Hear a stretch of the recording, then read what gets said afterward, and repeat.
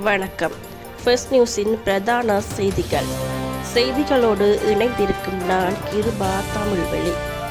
விரிவான செய்திகளுக்குள் செல்லும் முன்னதாக முதலில் இன்றைய தலைப்புச் செய்திகள். ரபா அகதிகள் முகாம் அருகே வான்வழி தாக்குதலை நடத்திய இஸ்ரேல். மீனவர்கள் கைது நடவடிக்கையில் இலங்கை கடற்படை வீரர் உயிரிழப்பு. வரி உயர்வு திட்டத்துக்கு எதிர்ப்பு, கென்யா பார்லிமெண்ட்டுக்கு தீ வைப்பு. தென்கொரியாவில் லித்தியம் பேட்டரி தொழிற்சாலையில் பயங்கர தீ விபத்து, 22 பேர் உடல் கருகி உயிரிழப்பு. ரஷ்யாவில் தேவாலயங்களை குறிவைத்து நடத்தப்பட்ட தாக்குதலில் உயிரிழந்தோர் எண்ணிக்கை 20ஆக அதிகரிப்பு. கமாஸின் சீனியர் ஆயுத நிபுணர் கொல்லப்பட்டதாக இஸ்ரேல் ராணுவம் தகவல். ரஷ்ய அதிகாரிகளுக்கு எதிராக சர்வதேச பிடியாணை. இனி விரிவான செய்திகள். பாலஸ்தீனத்தின் காசா தாக்குதலில் பெண்கள், குழந்தைகள் உட்பட 36,000க்கும் மேற்பட்டவர்கள் பலியாகிவிட்டனர். ஆயிரக்கணக்கான பொதுமக்கள் உயிருக்கு பயந்து எகிப்து எல்லையிலுள்ள ரபா நகரில் தஞ்சமடைந்துள்ளனர். ரபா நகரின் கிழக்கு, தெற்கு மற்றும் மத்திய பகுதிகளை தங்களின் கட்டுப்பாட்டில் கொண்டு வந்துள்ள இஸ்ரேல் படையினர் மேற்கு மற்றும் வடக்கு பகுதிகளை பீரங்கிகளுடன் நோக்கி முன்னேறி வருகின்றனர். சாதி அகதிகள் முகாம் அருகே உள்ள ஒரு உணவு விநியோக மையத்தின் மீது இஸ்ரேல் படையினர் வான்வழி தாக்குதலில் ஈடுபட்டு சரமாரியாக குண்டுகளை வீசியது. இந்த தாக்குதலில் 3 பேர் இறந்தனர். பானி சுலைகா பகுதியில் நடந்த வான்வழி தாக்குதலில் நிவாரணப் பொருட்கள் ஏற்றி வந்த லோரியின் பாதுகாவலர் உட்பட 8 பேர் உயிரிழந்து விட்டதாக கமாஸ் அமைப்பின் சுகாதாரத்துறை தெரிவித்துள்ளது.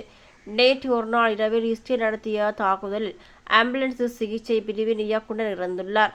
கமாஸ் அமைப்பின் முக்கிய தளபதி ஒருவரும் இந்த தாக்குதலில் கொல்லப்பட்டதாக இஸ்ரேல் பாதுகாப்பு படை தெரிவித்துள்ளது.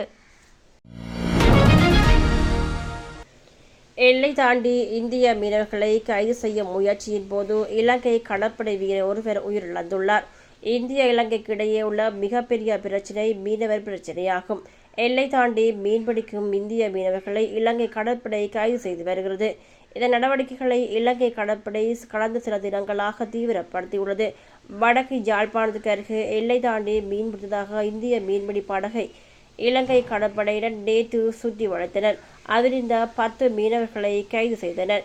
இந்த நடவடிக்கையின் போது மீன்பிடி படகிருந்த இரும்பு கம்பி நெஞ்சில் குத்தியதால் இலங்கை கடற்படை வீரர் ஒருவர் உயிரிழந்ததாக தகவல் வெளியாகியுள்ளது.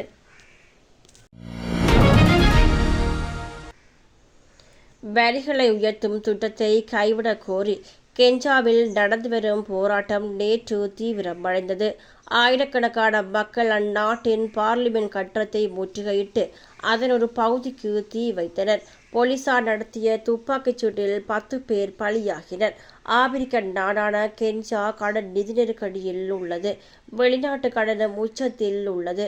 இதையடுத்து வரிகளை உயர்த்த அதிபர் வில்லியம் ட்ரூடோ தலைமையிலான அரசு திட்டமிட்டுள்ளது.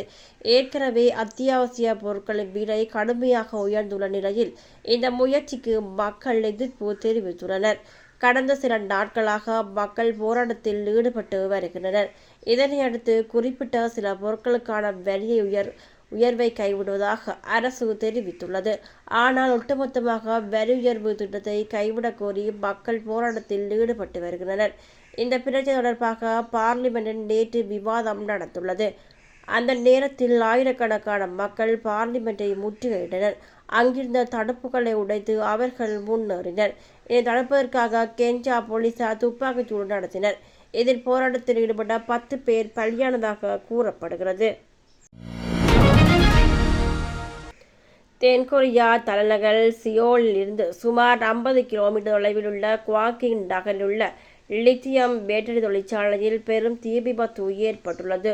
35,000க்கும் மேற்பட்ட பேட்டரிகள் சேமித்து வைக்கப்பட்ட கிடங்கில் பேட்டரிகள் வெளியேறிய தொழிற்சாலை பணியாளர்கள் 21 பேர் உடல் கருகி உயிரிழந்தனர்.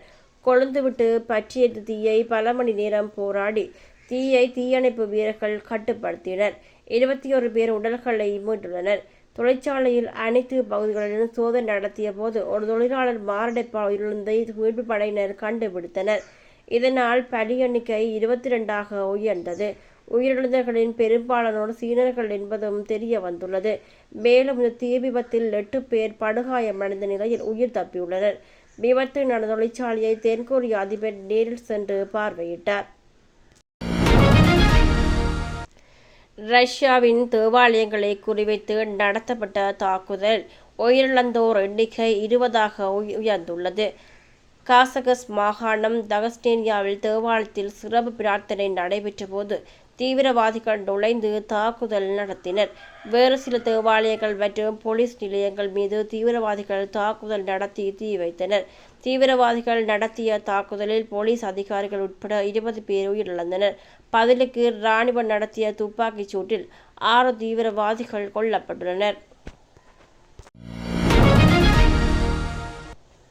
ரபா மீதான தாக்குதல் தொடரும் என இஸ்ரேல் இராணுவம் தெரிவித்துள்ளது.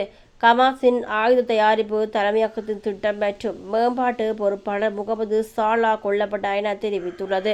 புலனாய்வு அடிப்படையில் ரபா பகுதி மீதான இலக்கு தாக்குதல் தொடரும் எனவும் தெரிவித்துள்ளது. கடந்த அக்டோபர் மாதம் 7ஆம் தேதி இஸ்ரேல் நாட்டுக்குள் புகுந்த ஹமாஸ் அமைப்பின் தாக்குதல் நடத்தியுள்ளனர்.